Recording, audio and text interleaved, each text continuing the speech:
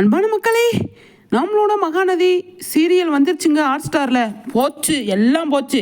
யமுனாவால் Vijay arrest பண்ணிட்டாங்க. Vijay arrest ஆகிட்டாரு. பசுபதி எல்லாம் எதுவுமே பண்ணலங்க. இந்த யமுனானால் பயங்கரமாக மாட்டிக்கிட்டாரு நம்மளோட விஜய். ஐயோ போச்சு, எல்லாமே போச்சு அப்படிங்கிறது தான். காவேரி யமுனாவை பயங்கரமாக வச்சு செய்கிறாங்க.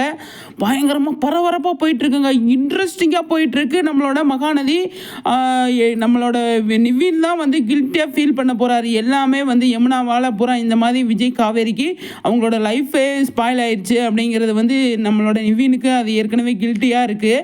ஆனால் யமுனா பயங்கரமாக பிரச்சனை உண்டு பண்ணி ஃபோனை போட்டு சொன்னது விஜய்க்கு பெரிய பிரச்சனை ஆயிடுச்சு. விஜய் தப்பிக்கல, அரெஸ்ட் ஆயிட்டாரு. ஒன்றுமே பண்ண முடியாதுங்க. கஷ்டம். யமுனாவால் மாட்டிக்கிட்டாரு நம்மளோட விஜய். காவேரி அடுத்து என்ன பண்ணுவாங்க? காவேரி இன்னும் சும்மாவே இருக்க மாட்டாங்க. காவேரி விடுவாங்களா? வச்சு செய்ய போகிறாங்க. காவேரிக்கும் காவேரி விசஸ் யமுனா அப்படின்னு தான் வரப்போகுது. விஜய் கைதாயிட்டாரு. அது கன்ஃபார்ம் ஆயிடுச்சு. இன்றைக்கி எபிசோடில் இதுக்கு பசுபதிக்கும் இதுக்கும் சம்மந்தமே இல்லைங்க. அவர் மெச்சு போயிடுவார் பசுபதி.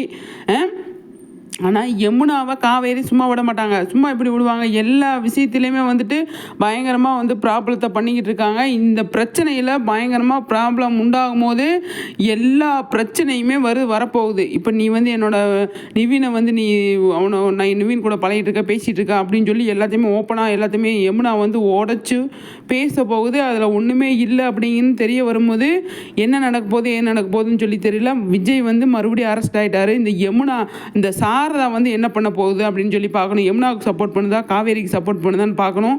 நிறைய விஷயங்கள் இதில் இருக்குங்க. அப்பப்பப்பா நிஜமாக சொல்கிறேன்.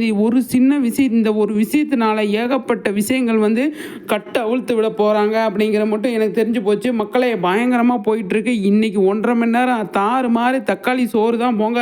அவ்வளோ நல்லா இருக்குது.